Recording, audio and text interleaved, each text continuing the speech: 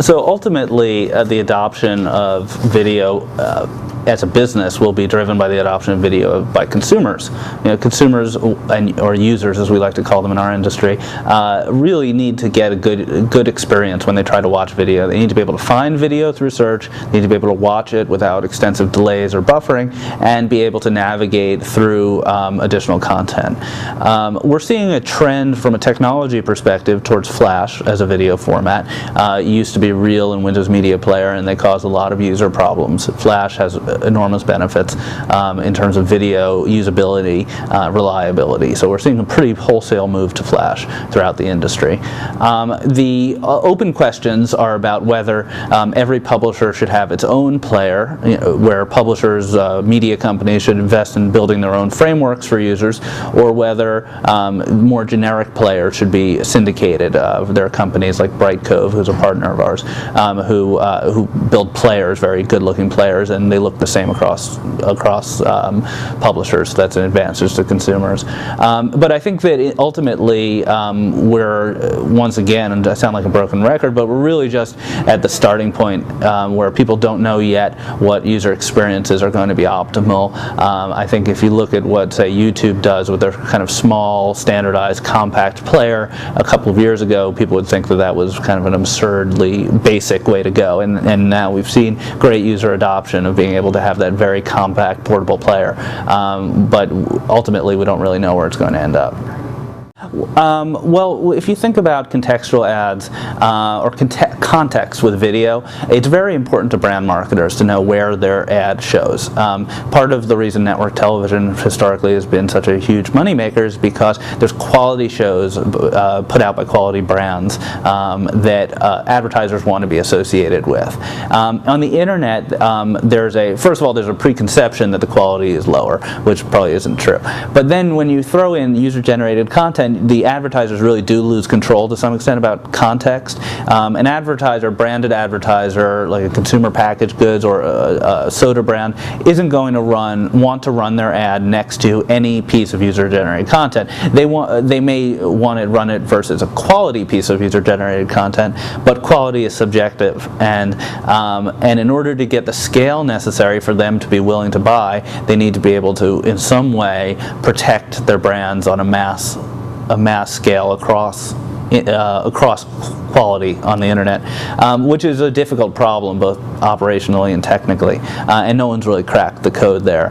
Aside from having human beings watch every single video and make an evaluation about whether a kitten falling off a cliff is funny or sad, that's going to determine whether your brand's going to want to be on it. Funny's okay, but if the kitten dies at the end, it's not very funny. So it's a very hard problem. In the internet world, we feel we've been doing this for about 10 years, and everyone knows what an impression is, finally. Everyone knows what a click is. And when the rich media world started up, maybe about 4 or 5 years ago, there was this ability to track much more than impressions and clicks. With our technology, for example, you can track up to 100 metrics on every creative. And the issue is that people aren't really doing very much with those metrics. They're collecting them, and then they go in a drawer somewhere, or they will look at them and try to figure something out. And I think as we move into an era of having more video advertising, what's important is that marketers look at their metrics strategically and say, what do I want to know about this campaign in advance, and then what am I going to do about that information?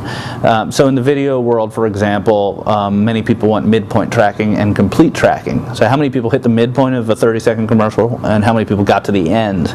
But then the question is, are you going to do something with that metric? Are you going to say, okay, this creative wasn't good enough, I need to create a better creative because too many people dropped off?